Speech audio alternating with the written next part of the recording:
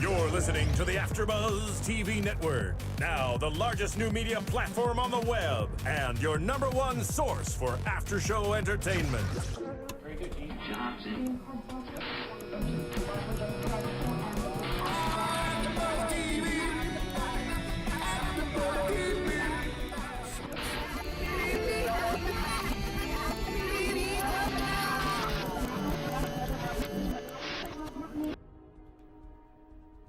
Hey guys, it's us here at Game Control, and we are doing Game Control Rewind. We're talking about Insomniac's Fuse, which came out earlier this year. I'm Raychul Moore, your host for this evening, or for the next 30 minutes. And beside me, I've got Grant. There! I'm Grant. How are you guys doing? I loved Fuse. I hated Fuse. It's a mixed ball of emotions. We will find out soon, but you guys know him from Game Control. Also, coming back is Sohrab from SonyRumors.net. Yes, and I'm here to argue why Fuse is the greatest shooter of this generation and why every single one of you needs to buy it. I'm No here jokes. to argue that he's wrong. I'm here to argue in favor of Tostitos. So let's go ahead and start it off. You're already talking about how much you really like the game. What about Fuse was so interesting and creative for you? I think what Fuse did is it allowed 4 people to jump into a game really easily with just a bunch of absurd weapons and fight hordes and hordes of people. I think really, if you guys follow the development of the game, originally it was called Overstrike, and it eventually got changed to Fuse, and I think there was a lot of internal development issues that I think at one point Insomniac wanted one thing out of the game, and then with EA, I think they eventually kind of were like, no, we want you guys to make something else. And again, they'll deny it, but I think that's ultimately what happened. But what they were able to keep was the core idea of you and 3 of your friends get in there and just shoot baddies. I think that's really what the game is. Everything else doesn't matter. Now, for you guys who haven't played Fuse yet, you can play single player, you can play up to with 4 other people, or 3 4 other different people. characters. Oh yeah, 3 other people. Damn that math. And if you are playing by yourself or just one other person, you can swap in between different characters at any time. The main, But it doesn't help.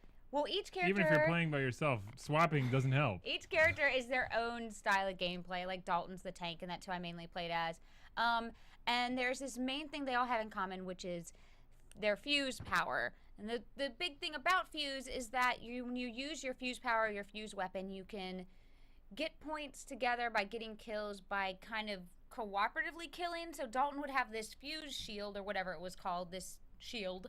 And when I'd put up my shield, if Sohrab shot through it, we both got kill points. And that's kind of like was the overall point of the gameplay. Yeah, Did you guys ever play together? No. No, because I think you have it for Xbox. 360. Yeah. Yeah. And I think the whole idea is that everybody had their regular weapons, so you kind of had your handgun, then you had your assault rifle, and then you had your fuse, which was kind of like your special, but you could use it for longer periods of time. And then it everybody wasn't had like their shoot off your own- special once. You could use it for long periods, and you could find ammo for it, so you could consistently refill it. And then you could also combine some of your fuses too, right? Like you said, Yeah. basically if someone shot through the what's it called? The shield, mag shield. Yeah, the mag Yep. shield, yeah. If someone shot through the mag shield, they'd get extra stuff out of it, and so on and so forth. So you could kind of combine your specials for mega specials. Mega Really, specials. it really expanded when you had a group of people that were working together. And what I found is that when I was playing it by myself, for the most part, because unfortunately very few people that I knew were playing with it, they were playing a lot of other games at that point. When I tried to get into a game and play it, and I was able to switch between characters and get them set up so that I had like a shield, or I had the shield to shoot through, or the shield was even in the right place, it worked. But when it didn't, the enemy and the allied AI never knew like what I was thinking. Never even, and beyond that, like of course they never know exactly what I'm thinking, but they never seemed to set up in the right areas. And I don't know if you guys did you have experience with that?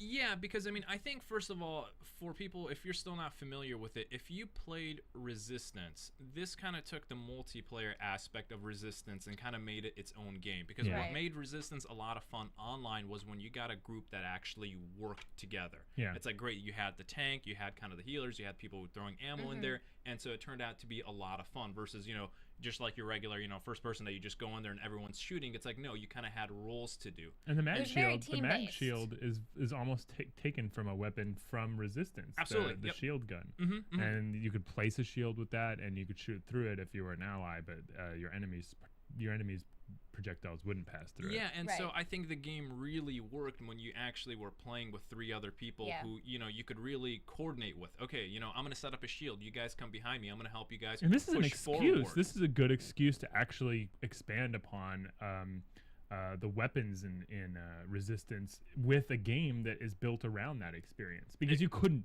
tag it on to a game like No, like it'd be Resistance. too far left field trying to suddenly explain that in most games. Again, Yeah. Resistance kind of works like Great Aliens came. We took some of their technology, so on and so forth. But But I you- wanted to see the aliens. The entire freaking game. It's like, this is alien goo that modifies your weapons. We're gonna tag it on to all your ammo. There's gonna be people that come at you. They're infused with the fuse. I mean, Fuse Fusing the with the fuse. fuse. But I wanted just one hinting at like the alien. Talk about it. Like, you don't even have to show it. Just like that's what it is. Is like a part of our culture. In a day-to-day basis, we talk about World War II. We talk about the effects that Vietnam or like a certain president had on us.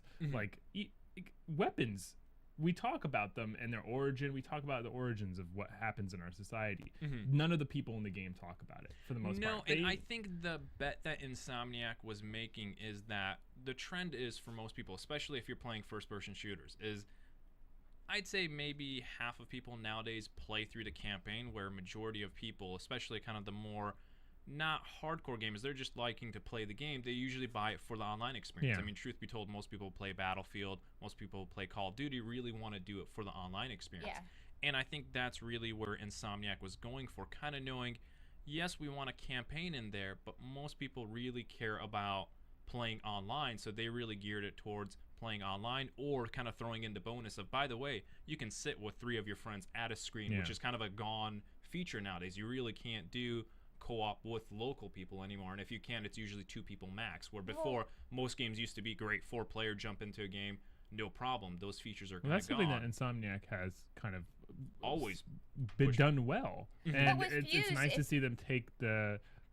great aspects of one of their games and mix it with the multiplayer component of their other games. But Fuse, if you didn't have 3 other players, it fell Oh, yeah, that incredibly was me. short because the I fell AI short.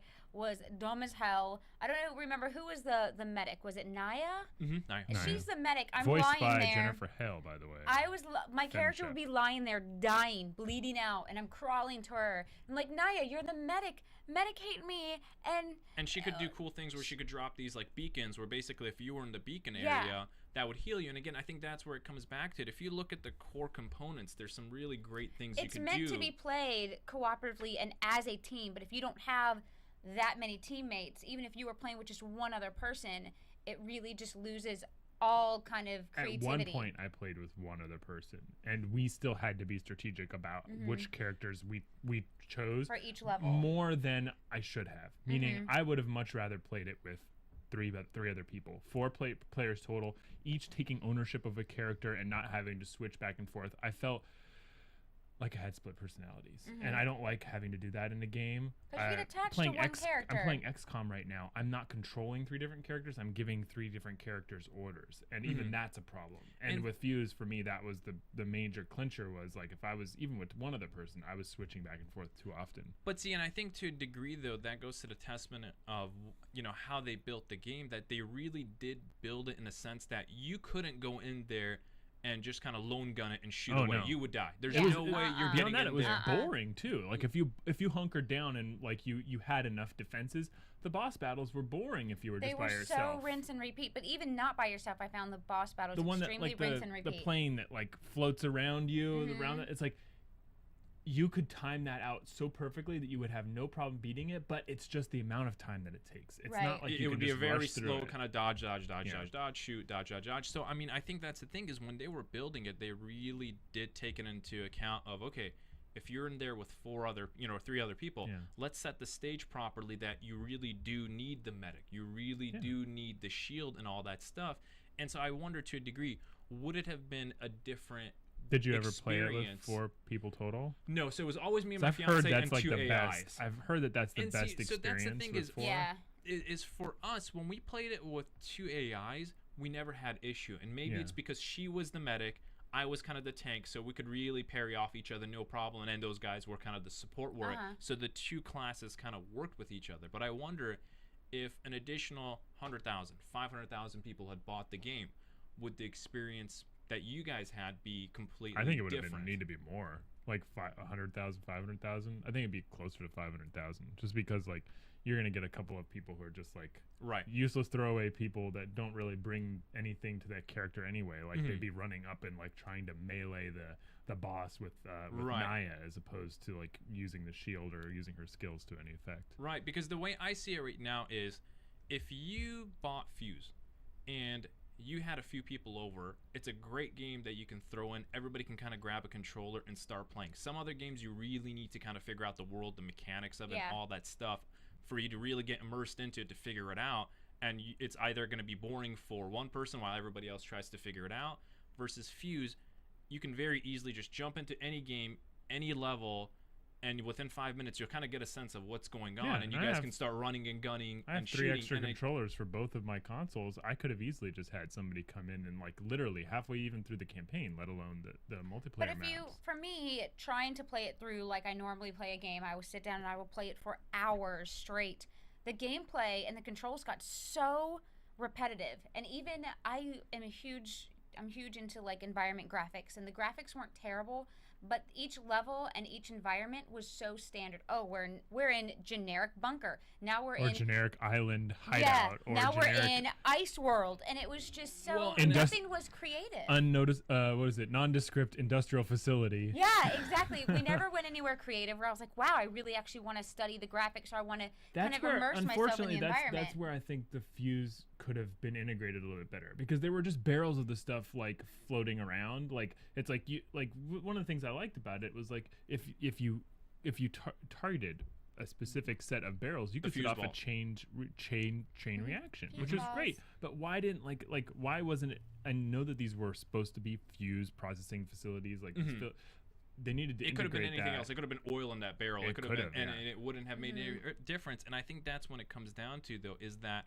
really what they set out to originally design and what you got were two different games, and this is kind of the best. So you that think they could like scrap Fuse was it. an after, like an EA after effect almost? Absolutely, or they were going somewhere completely different with it. Because if we think of Insomniac Games, if you think of the Resistance franchise, it's a beautiful world. I mean, how deep that mythology is that they released for there, I think is phenomenal, of how well incorporated kind of new technology is with the 1950s world. I mean, I loved it. Yeah, that world they created, I could live there forever, because there's so much that. And they were dedicated to being an alternate reality too. It's like, it's not like, oh, we've got to bring the continuity back together and make it so that this 1950s alternative reality doesn't work well with our mod. What are you laughing at? I'm laughing because I was reminded in Fuse. Okay, so I played through with Hayden, and in Fuse the story was so boring to us we just stopped paying attention.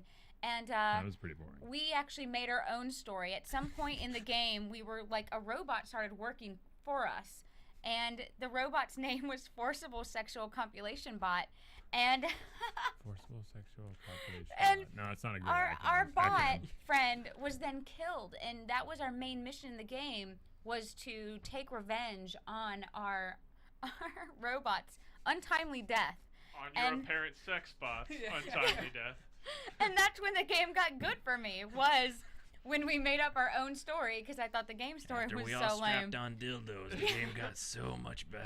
That's when it got good, because we'd be running through screaming about revenge. For you really have to play this game naked. That's all I'm saying. If you guys didn't watch GCL, there was an entire part of it where we were talking about Rachel finding the Excalibur of Saints Row 4, basically the dildo bat locked away in a cave on a stone altar. Yes. With a So this is just a nice little lead right back into that. We're right there again. Which now reminds me of This Is the End. If you've seen the end of it, where Satan comes with a giant cock and it just waving in the camera. And I'm such a 12-year-old boy. How does this relate to Fuse? I don't even understand. It makes me giggle. I know what you're talking about. With a fused cock. I was missing out on my Fuse play experience. Look at the places this game could have gone to become so much better.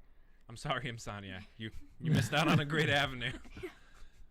Giant That's the alien DLC. dicks, man. Yeah. Giant alien dicks. Oh man, I gotta get the Insomniac show back and in Volition. control. I think we figured out the DLC. That's what it is. Have they released any DLC? You know, that's what was weird about the ending too. I almost thought that they were going to kind of, but they don't typically do Let's that, do spoil they? the ending. They don't like What- Insomniac doesn't do like too much DLC, do they? No, Have they had any?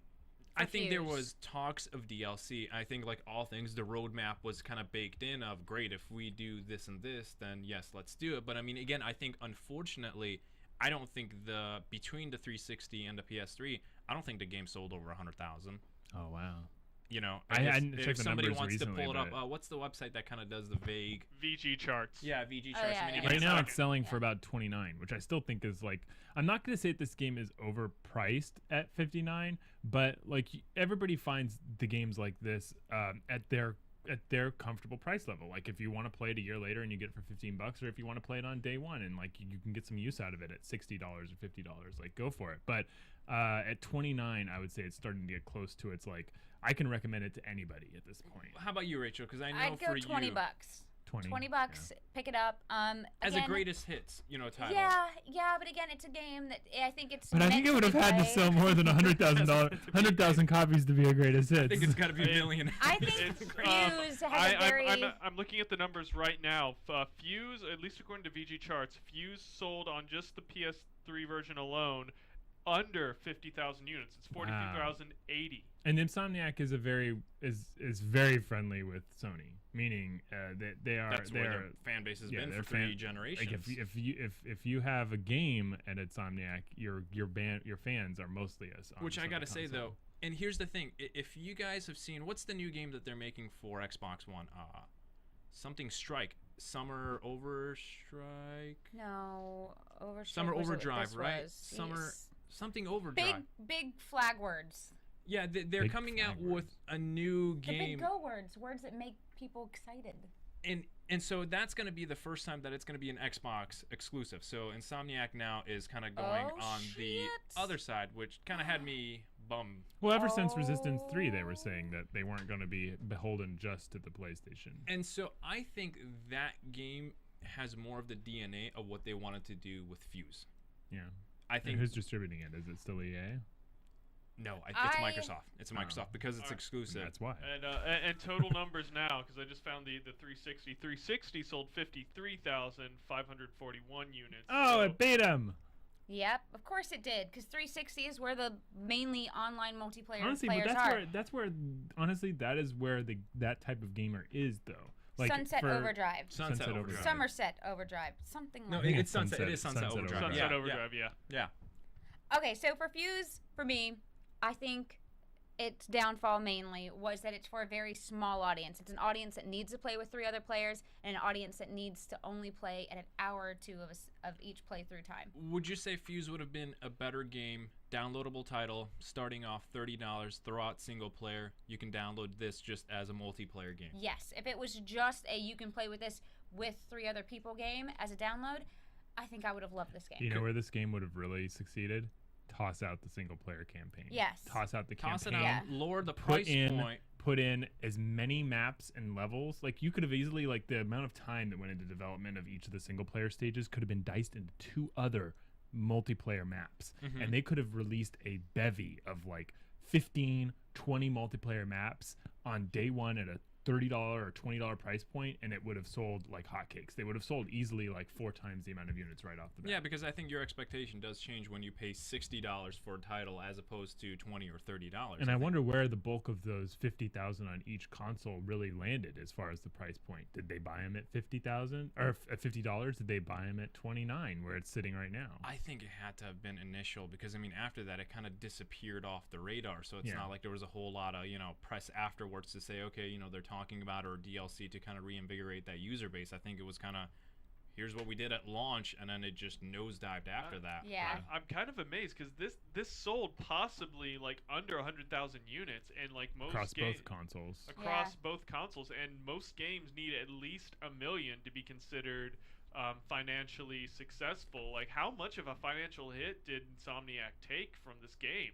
I think enough that they signed an exclusive with Microsoft to be Yeah. to be Yeah, that gives perfectly them a lot honest. of development capital for their next game. I think Microsoft kind of says, okay, we'll cover a majority of your costs, so they feel a little more, safe about what it is that they want to do with that game. I think that's the only reason. And I think the interesting question would be, again, I know some people over there, so I always wish them the best. But if their next game equally isn't financially successful, where do they go? Do they kind of come back to PlayStation? Do they stay as this, multi-console developers? Because they're also developing the new Ratchet and Clank game for PS3. But that's where their bread and butter is. Honestly, like, it doesn't It matter is, but how. I feel like as a franchise, there's so many iterations of it, and they aren't making huge push with each title that it's kind of like, okay, here's another game in the series. They have Right. They're not doing the the volume. Ratchet and Clank movie.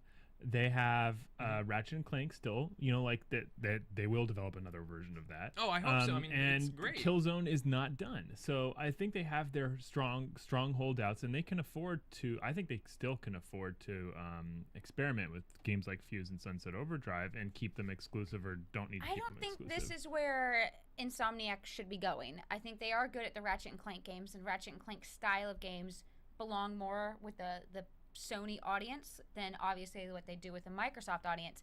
I think this was their stab at the Microsoft audience, and obviously it's just not their high point. It's not what they're good at, and I think they need to stick with what they're good at. Would you want to see them come back to a Resistance title? Or Ratchet and Clank. Which one? Resistance is good, but I still even think that as a shooter is better for the PlayStation audience. But if they came back to, let's say, PS4 Resistance 4, do you think they Oh, should do God. that? I think they should. I think Because the Resistance interesting does part well too, enough. though, is Sony owns the IP to Resistance. Yeah, that's so why it would technically be they an could give it out exclusive. to anybody else if they wanted to. But if Insomniac was like, "Hey, you guys, we'd love to develop a game," do you think Sony it should would- be another new IP? Sony would be amiss by giving it to any other studio, because like That's their main- Insomniac has proven that they can not only write the stories, but they can also develop that engine and that game well enough. And I think for me, that's what made so many of their past games, different than other games out there. Is the Resistance really had a saga to it, really had a storyline. Like you were, in that world and you were invested into it. With the Ratchet and Clank, you have that humor and all that stuff. Well, that's 'cause- and I think Fuse kind of had this weird thing of there was the humor, but then there was also like this stuff of like, oh, by the way, I'm Dalton. I used to like kill people. And I all wanted that to stuff. hear But- more about that. I wanted to Right. get more of their backstories, and that melds in with the fact that Fuse really wasn't explained that well. But Yeah. I wanted to get more of their backstories. Like, I was just as uninvested with the character at the end of the game as I was at the beginning. And if you're like, okay, we're with Game Control Rewind, we're supposed to be able to spoil this. At the end of Fuse, you fight a character. I'm major sidetracking, but in order to wrap this up. Do it. Spoiler alert for You those fight who want to be. you fight a boss named Ivan about halfway through the game, or closer to the beginning of the game, and he has injected himself with this like alien substance, which is refined by a couple of different evil corporations, the Fuse. He then gets like these special powers which give him like hallucinogenic properties against the Overstrike team, and he also can shoot shit from his hands, and he's basically turns into a pretty powerful person. At the end of Fuse, the entire Overstrike team survives, but they've all been infused with Fuse, so they can I get it. essentially if there is another version of this game, which is highly unlikely. I'm sorry if you're fans. At 50,000 units per console, it's highly All unlikely. 100,000 of you that got this. It's Crackdown, And basically. I had 2 of them. yeah. Which brings up the good point. So Rob brought us a copy of the PS3 game Fuse, still in shrink wrap, yes, to give away to one of you viewers. And he'll play it with you. And I will play it with you. Yes. Yes. So all you guys have to do is whoever wants this copy, just tweet Insomniac Games and us. So tweet at Insomniac Games and at Sony Rumors that you want a free copy of Fuse, and then I will give it to you. It's that simple. And it's honestly like, as much as I've detracted about it from it, and the Insomniac is weathered this very, very well. They have their titles that they are proud of, and they are still proud of the development of Fuse. It is a fun game to play when you're playing it with other people. Yeah, because I think the first part is Insomniac Games is an amazing studio. I think just the people there are fantastic, but they're truly a creative studio that is willing to take the risk. And for that, I first of all like rewarding companies. Great, if you want to do something different, I'm for that. But end of the day too, I don't want anybody to just throw away, you know, $60 worth just to support somebody for the sake of it. And I think right now at $30, it's a great price point, especially if you live in an area where your friends like to come over and they like to play with you on one console. I think it makes a great investment of, oh, hey, you know what, we hold a lot of parties. Or you know what, I'm going off to college and a lot of buddies come over and we play on the same TV or something like that. It's quick to get I think into it's a and great fun to battle against a diverse group of enemies with those powers. It's kind of, it's not, it's like a science fiction type Team Fortress with a necessity to work together. The difference between the characters and each of their special fuse power was probably the highest point of the game for me, because it was fun to jump into the different characters and find the one that I thought fit my playstyle the best. It was Dalton, of course. I already knew that. But it was fun being able to jump around the different characters and just kind of play around, because they were pretty different. It does sound like a game that well, you know those like games like where you played in childhood and you loved them and it was like your all-time favorite experience, and then when you go back and play it again, it just doesn't hold up like any way, shape, or form. I think Fuse might be. I think this could be like a. It sounds like it's got great material for inspiration for future designers. Well, I said at the beginning, I love it and I hate it. And my experience has been actually the opposite. When I first started playing it, I didn't like it as much as I would actually like to play it with a group of people now. I liked it at first. I would be able to jump back into it. I can actually convince people to go out and buy a copy of it at $30 where it is right now, and I can get a group of people to play a unique experience. You can't recreate this experience with another title right now. And I think the question though is Fuse kind of a good platform for what you should do with future titles? Or is Fuse a game that came out one generation too late? As in, you know, in the PS2 area and the Xbox era, that's when a lot of people still got together and did, you know, the let's sit around a TV and play games. You know, that's what you did with GoldenEye and so on and so forth. That's what you did with that type of Well, games. there's a number of studios which really missed. There's a number of studios that tried and missed with exactly this type of mechanic. And I think so many developers nowadays are just saying, you know what, it's too hard to develop a game that is 4-player split screen, and I think that's why everyone is going online anyway. So I think there's really not that many titles out like this. And again, I think with each new console that's going to come out, you're going to see less and less games that are really local co-op. What was that game? The PC game that everybody was running around. It was like the French game. It's completely blue. It was you bought it and you played on maps and you could wall run and do parkour and shoot. And I bought it and I played it for like a couple days, but then the community just dropped out from underneath it. That's what I think a lot of these companies are trying, is they're trying to do that next Team Fortress. But if the community moves on and plays something else, then the game has no purpose. And I really do think, again, from what I'd seen from originally with the game being called Overstrike, it had a lot more Team Fortress feel to it. There were much more cartoony based characters. Do you think there were supposed to be 9 originally characters that you could choose from, or was that just like, is that just an off reference? Because Overstrike 9 is the name of their team. Right. So would there have been 9 members? Or right. it was just Unit 9. I have no idea. Well, guys, that I'm is reaching it for today's Game Control Live with Fuse. Thank you, Grant and Sohrab, for coming. Why don't you guys tell them where they can find you all the time? You can find me on Twitter at GAK, and I write for nerdluster.com during the week. Get out of my shot! Get out! And where can they find you? In the bush, stalking Rachel. So that creepy. was you. Yeah. I Well, thought so. Keep going down that fucking rabbit hole today. I swear to God. No, you guys can find me at Sony Rumors on Twitter or /Facebook at Sony Rumors or SonyRumors.net. And of course, you can always find me on Twitter, just at the Rachel, and make sure you tweet out to Insomniac and Sony Rumors that you want a copy of Fuse, and Sohrab will send it to you. Thank you guys. That is it for this week. Make sure you're back here next week for Game Control Live and Game Control Rewind. Rewind! Yay! Woo.